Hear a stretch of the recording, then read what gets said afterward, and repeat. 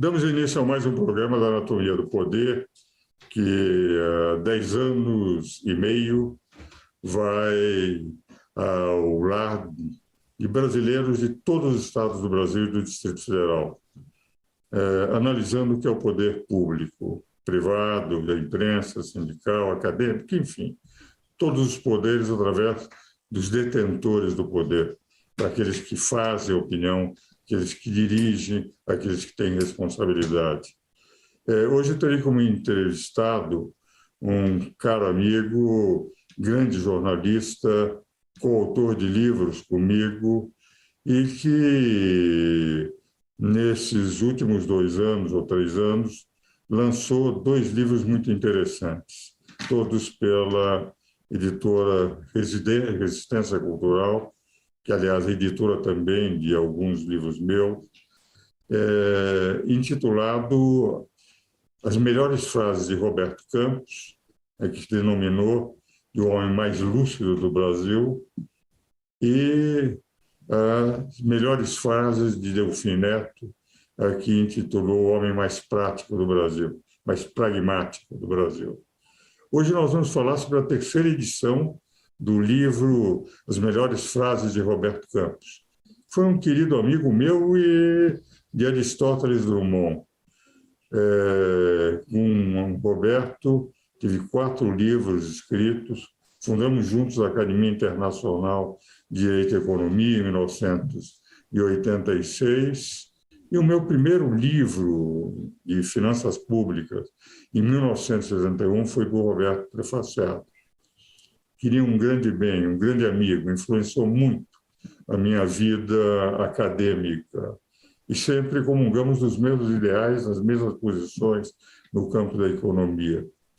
É sobre este livro, As Melhores Frases de Roberto Campos, que vamos entrevistar hoje o caríssimo Aristóteles Drummond, um dos melhores jornalistas do Brasil, grande escritor, e que falará um pouco porque imaginou o grande frasista que era Roberto Campos, o homem que sabia dizer com uma visão gráfica e rapidamente e de forma sintética, descrevendo qualquer situação com muito humor.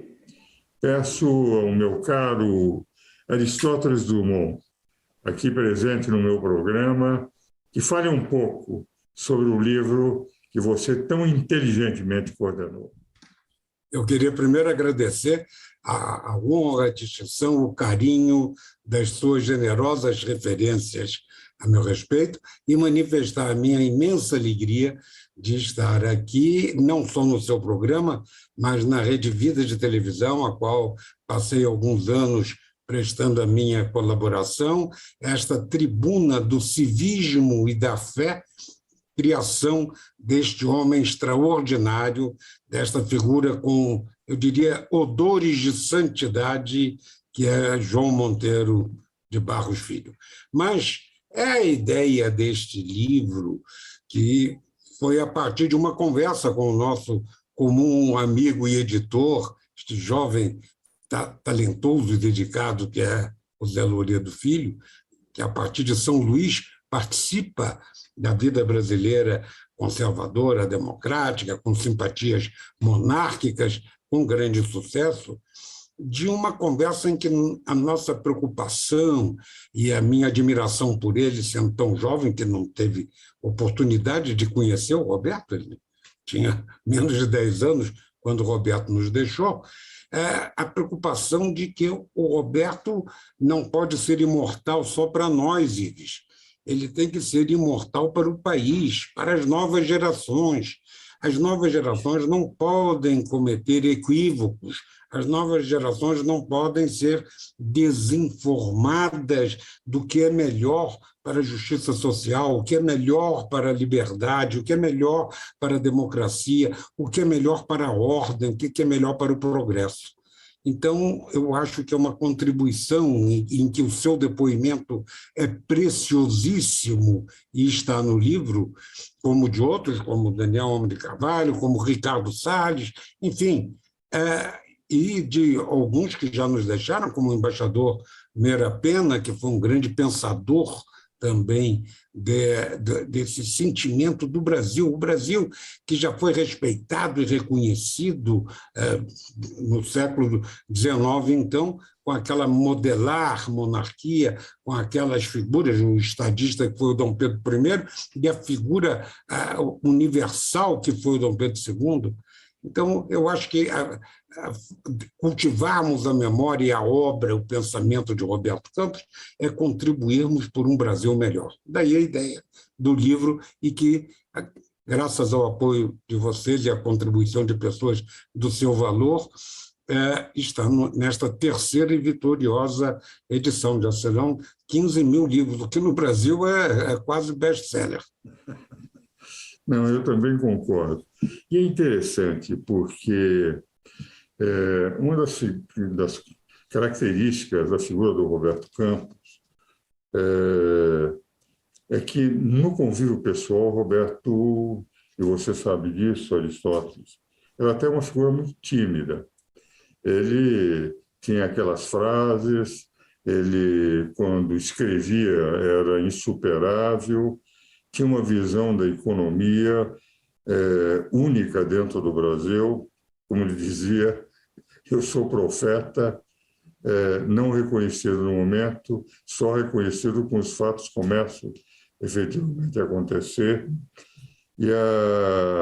Mas de um trato muito simples. Roberto era um homem extremamente simples no contato, não era sofisticado, não era pedante, não era daqueles que se consideravam superior aos outros, conversava com todas as pessoas.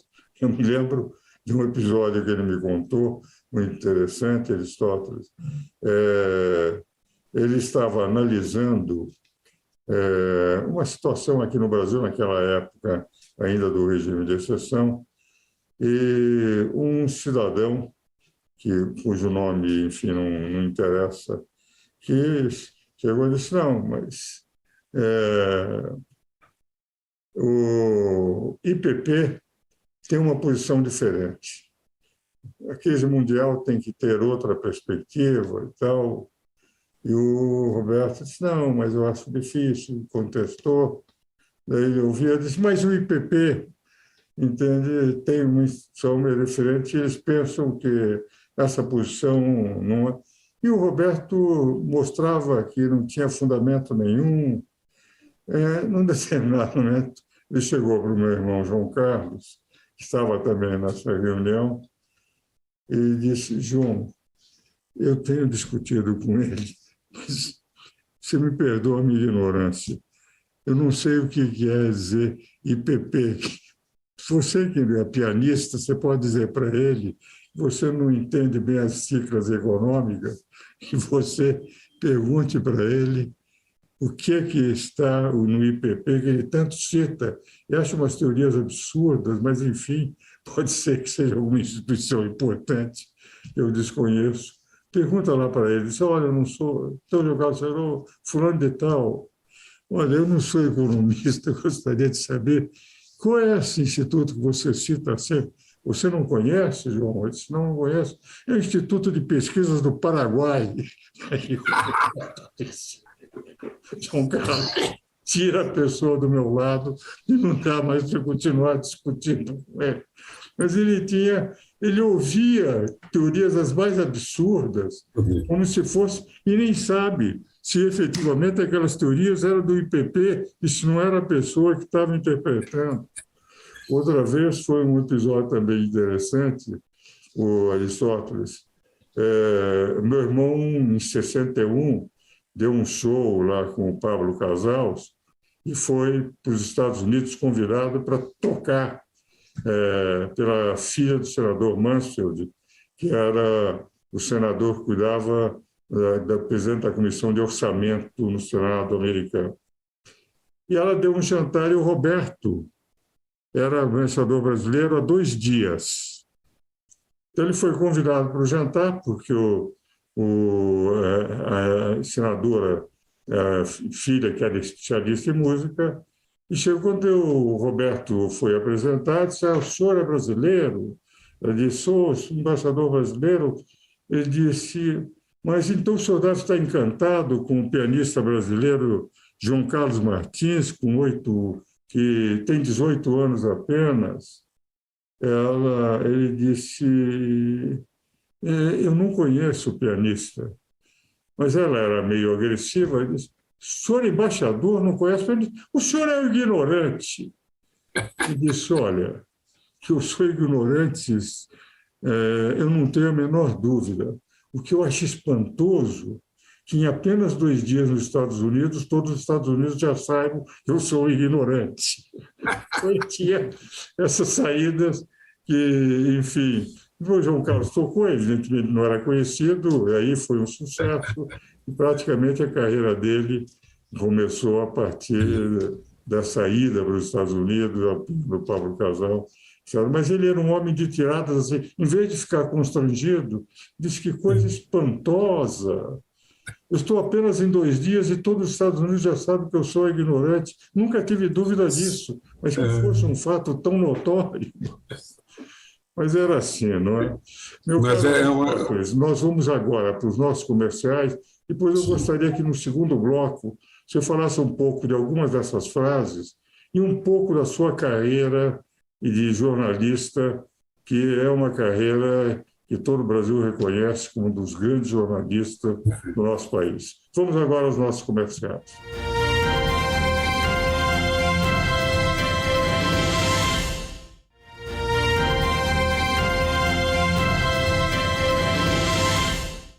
Damos continuidade ao programa Natureza do Poder, hoje entrevistando um caro amigo, grande jornalista, grande escritor, Aristóteles Drummond.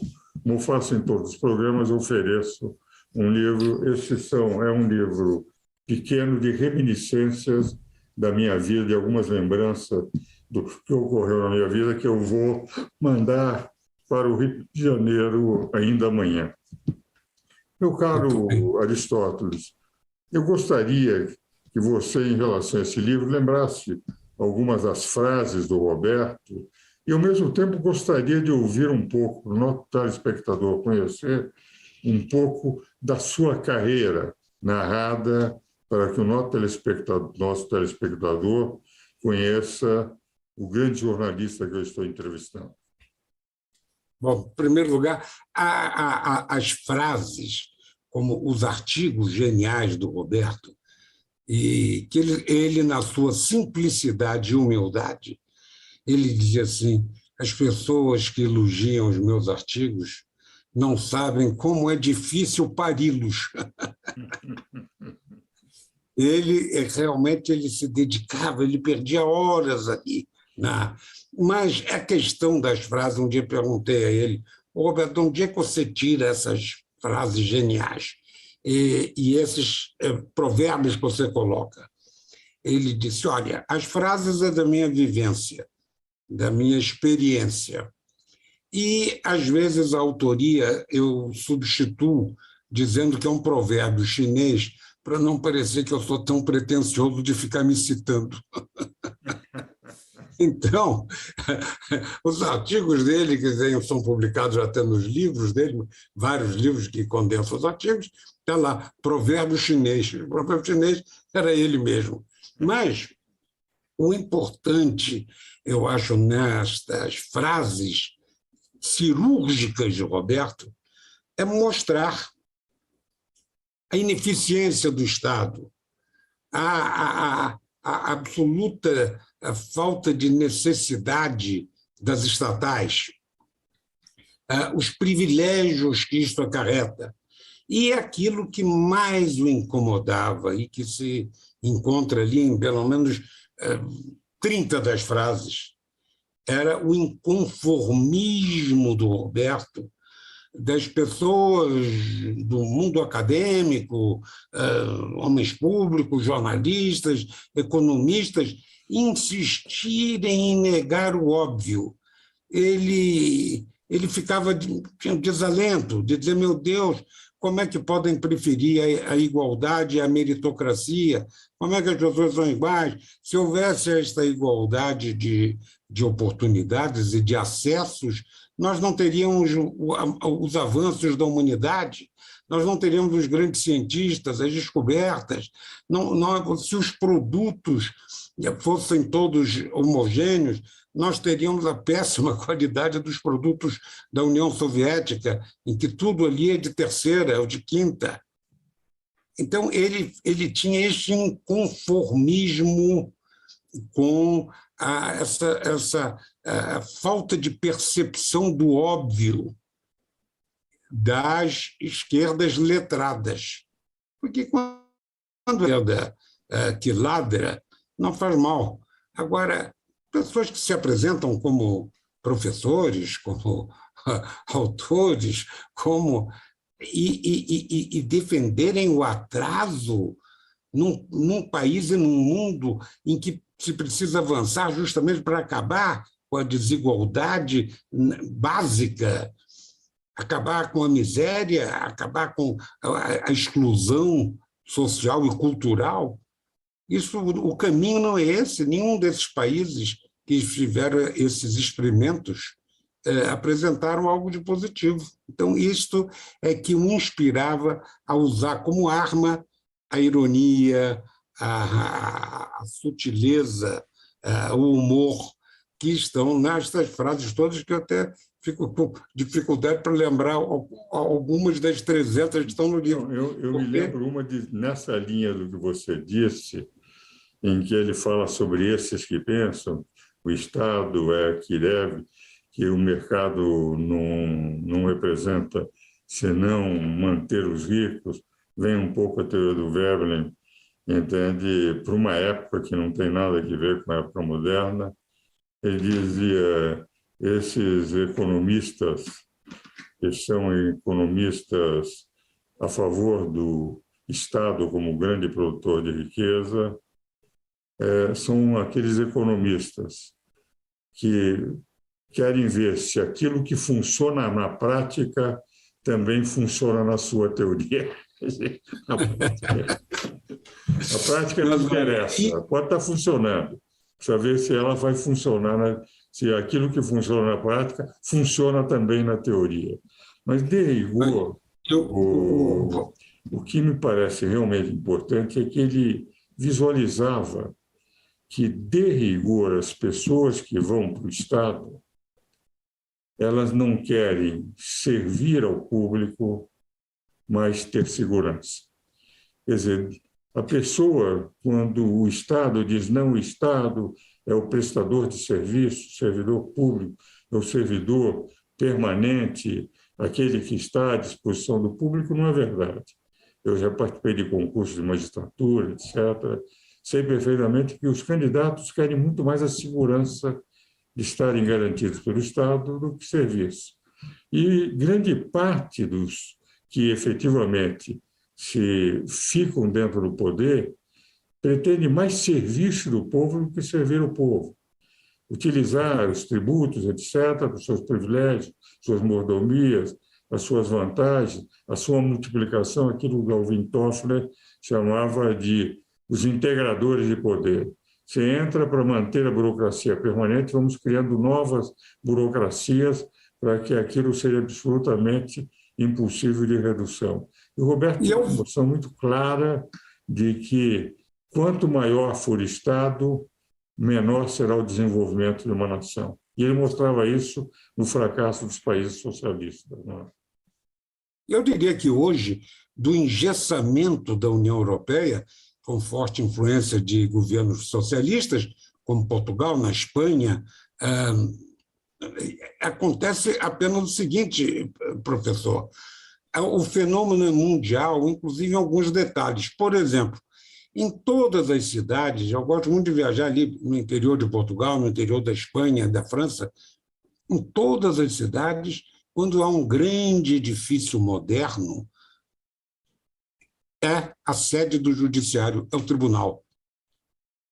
Os tribunais são muito maiores e suntuosos do que os hospitais e do que as universidades. É uma coisa... No mundo inteiro. No mundo inteiro, não é uma coisa do Brasil. Então, isto em si já é um absurdo. Mas eu queria lhe dizer uma distorção profunda. No que toca à minha modesta vida, mais longa, e aqui aos 77 anos continuo na ativa, escrevendo aqui em 10 jornais no Brasil, 2 em Portugal.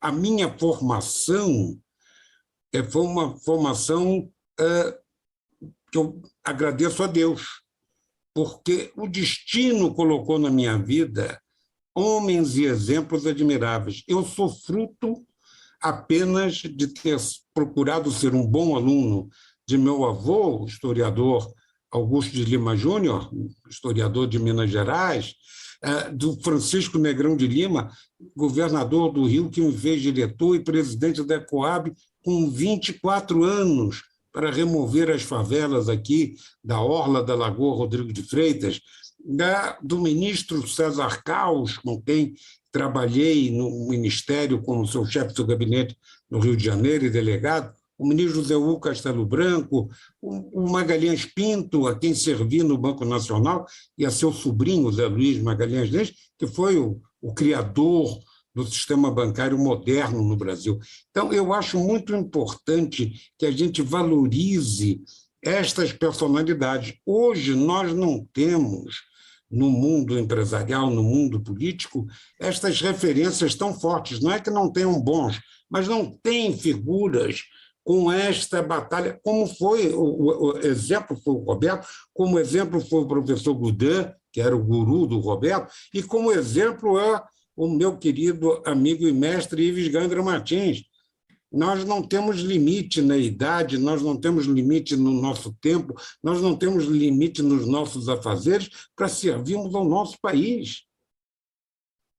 Então, eu acho que isto balizou a minha vida como administrador de empresas, que foi o caminho que eu obtive para poder ter a carreira jornalística, porque, como jornalista, como escritor, eu não teria a minha subsistência garantida, porque eu vi logo lá atrás que eu não teria condições, digamos, de ser um diretor de jornal, embora tenha sido diretor do Jornal do Brasil e da Gazeta em Brasília, e no sentido de que a esquerda tomou conta da mídia. A esquerda, quando eu comecei, era uma infiltração, hoje é uma dominação. Você tem 20% que estão neutros e quietos, porque não são de esquerda, e os 80% na militância. Isso em todas as empresas. Daí a farsa e a mentira. Olha, como se faz nessa campanha eleitoral, como se joga abaixo do tapete os escândalos, as roubalheiras, as condenações, como se diz que determinados homens públicos foram absolvidos quando não foram, tiveram sentenças anuladas, é uma coisa diferente, e como se tenta demonizar pessoas e governos que cometeram seus erros, mas não estes que são alvo desta campanha odienta. Então, eu acho que realmente a minha presença e a minha história de vida foi essa, defender os valores do cristianismo, os valores da democracia, os valores do liberalismo econômico e o culto aos grandes valores da história.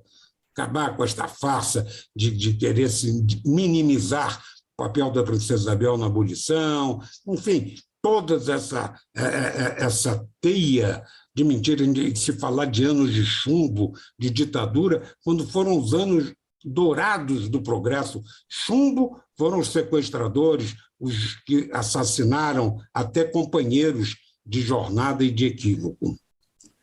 E agradeço muito, Aristóteles. Nós, telespectadores, tiveram a oportunidade de conhecer o perfil desse amigo e grande jornalista. O tempo é um nosso inimigo, meu caro Aristóteles. Ficaria conversando infinitamente com um amigo. Quero agradecer muito a presença e convidar os meus telespectadores para o próximo domingo.